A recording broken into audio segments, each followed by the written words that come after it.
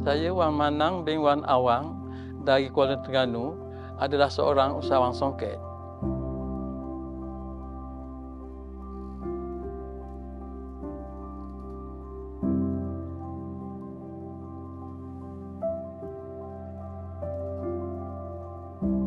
Saya berkecimpung dalam perusahaan tenun songketnya dah lebih pada 45 tahun. Di ketika itu saya mendapat pendidikan ataupun ajaran, tunjuk ajar daripada ibu saya. Ibu saya pun adalah seorang penenun ketika itu, mewarisi daripada ibunya iaitu nenek saya. Saya adalah kiranya generasi keempat dalam mewarisi tenunan songket. Saya belajar sehingga tingkatan 6. Setelah habis HSC, saya sambung kepada HSC selama 2 tahun. Selepas itu mendapat result tapi tak dapat sambung kepada pusat pengajian tinggi ketika itulah. Jadi di situ saya mendapat minat untuk terus mencebur bidang tenun songketnya dengan atas didikan ibu saya. Ketika itu nenek saya dah akhirnya sudah tiada, tetapi mewarisi kerja menenun ni telah diambil alih oleh ibu saya ketika itu. Oleh kerana susah nak pergi ke pusat-pusat pengajian tinggi masa itu, dalam masa sama saya pun bekerja tapi tidak seterusnya dalam bidang tenunan songket. Saya bekerja sebagai kaki tangan kerajaan. Ketika itu sambil bekerja sebagai kaki tangan kerajaan, saya juga menceburkan diri sebagai pengusaha tenunan songket. Saya masa itu mendapat tempahan daripada pihak-pihak kumpulan penari pemuzik itu untuk menyediakan pakaian songket kepada penari-penari gemelang ketika itu di negeri Terengganu yang mula aktif, dan juga sebagai kain samping untuk pemuzik tarian gemelang. Jadi dari situ oleh kerana masa itu ada lagi ibu saya, atas galakan dia, atas bimbingan dia dan atas inisiatif dia lah, saya bersama ibu saya menghasilkan beberapa songket yang diminta oleh pihak kumpulan penari pemuzik ketika itu.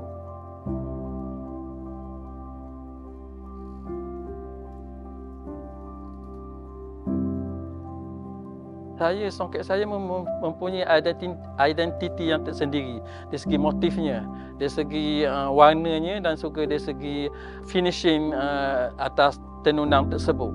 Saya memang kekalkan, saya titik beratkan kepada penenun-penenun saya supaya kain-kain tersebut ni dibuat mengikut arahan yang saya arahkan, kena kekalkan motif yang diberi dan kena ikut ikut macam tenun untuk mendapatkan daging kain yang padat, yang rapat, kena lebihkan hentaman kepada teknik tenunan tu, iaitu kita menggunakan alat gerok dia panggil. Kita lantungnya agak berulang kali supaya kain tu jadi mampat dan padat.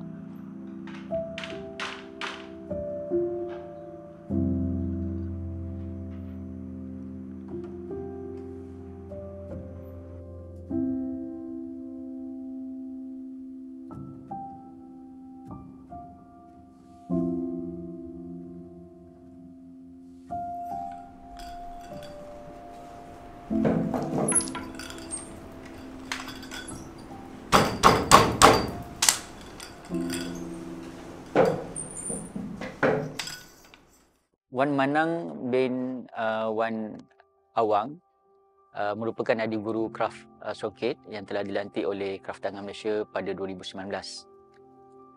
Dengan pengalaman dan kemahiran yang ada pada Wan Manang dalam melestarikan industri kraft songket di Terengganu khususnya, melayakkan beliau dinobatkan sebagai adik guru kraft tenunan songket. Dia bukan sahaja menguruskan industri ataupun perusahaan yang dinaunginya, malah dia sendiri turun padang dan memastikan hasil-hasil yang dilaksanakan oleh pekerja beliau ataupun anak-anak buah beliau mendapat kualiti yang ditetapkan. Dan Wang Manang seperti mana yang saya kenal cukup particular dari segi design, sehingga kan dia mewujudkan satu identiti khas kepada setiap keluaran-keluaran tenunan songket yang dihasilkan oleh Wang Manang.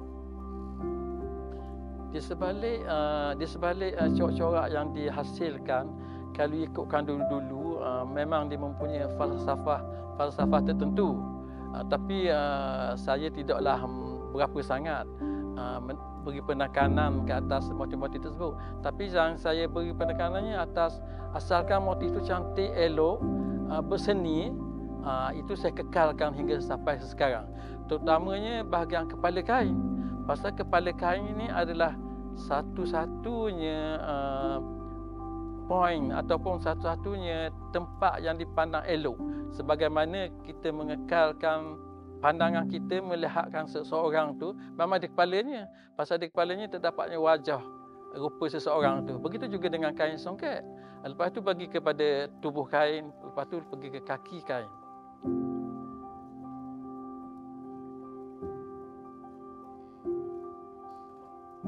Selain daripada dari segi reka corak yang dipantau sendiri oleh beliau, Wang Manang ni memang terkenal juga dengan gabungan teknik limar dan dimasukkan dan digabungkan dengan motif-motif songket.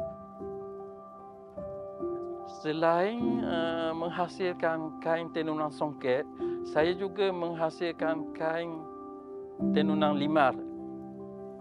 Kain limar ni adalah kain yang tertua kalau di segi hasil tenunannya. Jadi masa nenek saya ni tak berapa ramai yang menghasilnya. Mungkin daripada moyang saya dulu dah ada, tapi saya kembalikan semula teknik tenunan limar ini. Dia berbeza dengan kain songket yang ditenun kain songket biasa. Dia mempunyai 3 bahagian juga, iaitu badan kain, kepala kain dan tepi kain. Kain limar ni mempunyai motif-motif tertentu lah, sebagaimana kain songket jugalah. Tetapi di limar ni dihasilkan melalui benang pakang yang diikat mempunyai motif. Kalau kain puar tu diikat di benang lonseng, tapi ini kain limar diikat di benang pakang. Jadi selain pada limar tu, kita juga gunakan motif songket yang corak bertabur lah di atas limar tersebut untuk menampakkan lagi seri kain songket limar bertabur ini.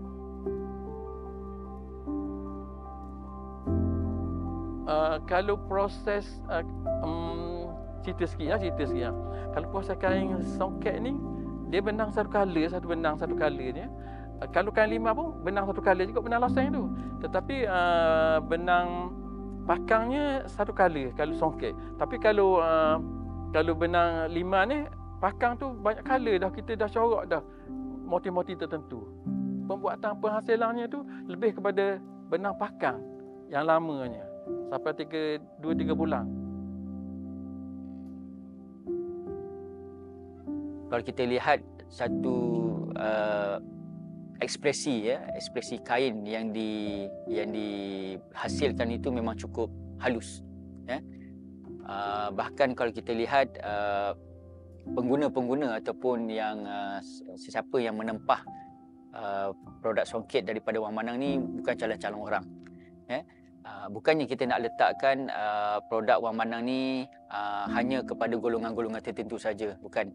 Maknanya Wang Manang telah meletakkan produk dia ataupun perusahaan dia untuk semua orang. Ada mengikut pada range ataupun kategori. Ada kategori yang golongan elit ataupun diraja, hasil dia berbeza. Kalau golongan ataupun masyarakat yang pertengahan, yang biasa, ini dia punya design dia. Tapi kalau untuk kain songket limar ni, memang itu adalah salah satu identiti yang ditonjolkan oleh Wang Manang Songket. Dan kita lihat sehingga kini masih lagi beliau terus menghasilkan untuk penggemar-penggemar songket.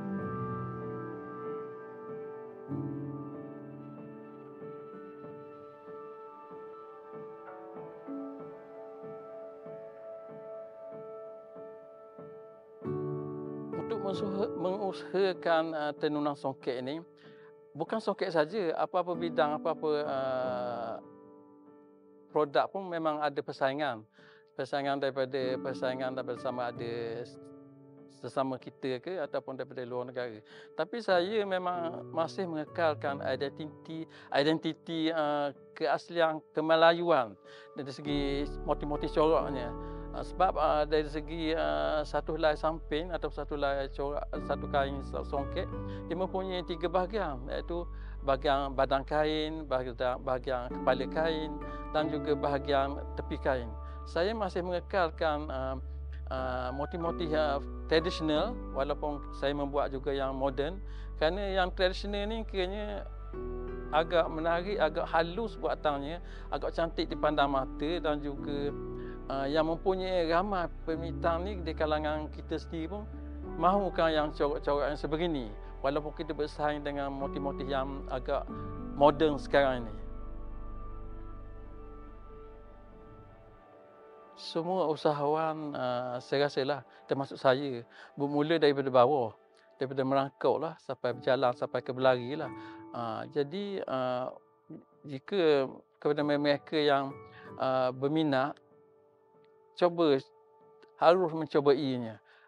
Coba dan juga harus tanam sikap untuk minat dalam pengusahaan ini. Walaupun ia nampak susah, nampak tidak mudahlah untuk menghasilkan, tapi oleh kerana minat, kerana tekun, insya-Allah dapat berjaya sebagaimana usahawan-usahawan lain juga yang sedia ada sekarang ini. Kalau di Terengganu ni kebanyakan pengusaha-pengusaha ataupun industri player, mereka ada penenun sendiri. Maksudnya di kampung-kampung beliau modalkan dari segi bahan dan memberi upah kepada penenun-penenun di kampung ni lah. Macam Wang Manas sendiri pun, selain daripada pekerja yang beliau ada di bengkel sendiri, beliau juga memberi upah kepada komuniti-komuniti kampung lah, untuk menghasilkan produk beliau. Maknanya sedikit sebanyak pengusaha-pengusaha ataupun usahawan ni, mereka membantu jugalah komuniti-komuniti kampung yang mana dapat membantu menyanda pendapatan orang kampung.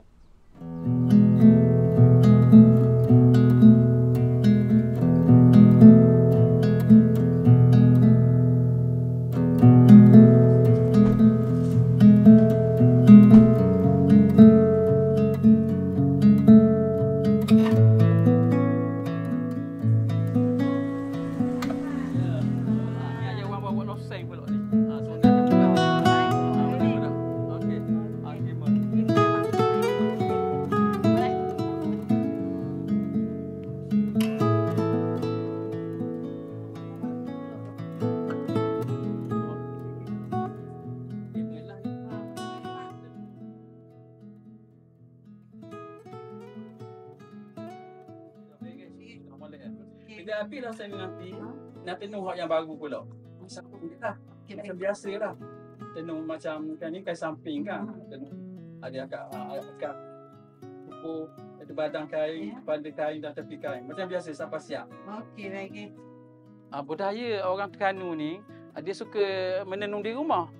Kalau kita train sekalipun, kita bagi praktikal dia kerja pun, pada permulaannya memang dia tahu, dia berkemahiran, dia boleh buat dia dengan kita lah. Tapi lama-kelamaan sebahagian daripada mereka ni bila berumah tangga, dia nak bawa balik kepandaian dia tu kat rumah dia. Dia akan melakukan kerja-kerja tenunan ni di rumah dia dengan bila-bila masa saja. Jadi kalau begitu, dia nak ambil upah dengan kita bekalkan semua peralatan, segala bahan mentah dengan corak desain dah siap tu, serah kepada dia sebagaimana saya serah tadilah. Dia kerjanya hanya menenung saja. Jadi bagi kemudahan untuk dia. Jadi memang kalau nak datang ke bengkel kita hari-hari, rasanya tidaklah.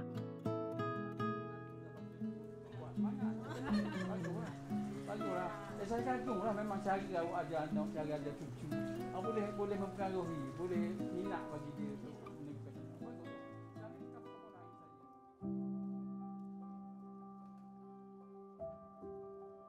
Penghasilan songket ni agak rumit kalau berbanding dengan perusahaan batik ataupun perusahaan lain-lain tekstil lah.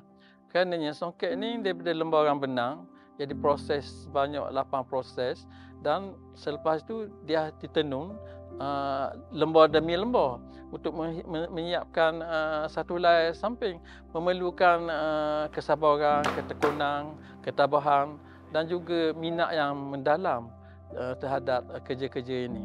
Jadi kita sebagai orang Melayu harus berbangga dengan warisan kita ini. Sebagaimana negara-negara luar pun, negara-negara lain pun, dia sangat berbangga dengan produk kraft mereka. Umpamanya kalau di negara-negara negara-negara sebelah Europe ataupun Arab sana, dia berbangga dengan hasil tenunan kapet mereka. Malah yang kapet tenun tangan pun puluhan ribu juga satu-satu helai untuk disiapkannya. Kalau bukan kita sebagai orang Melayu berminat untuk merasa minat, merasa cintai kepada produk kraft kita, siapa lagi kalau tidak kita? Saya rasa songket ni tak akan pupus selagi adanya orang Melayu, adanya adat-adat istiadat Melayu digunakan, dan juga adanya institusi berhaja. Saya rasa songket ni sampai bila-bila masih digemari, masih diminati, masih diguna untuk sehingga akhir-akhir nanti.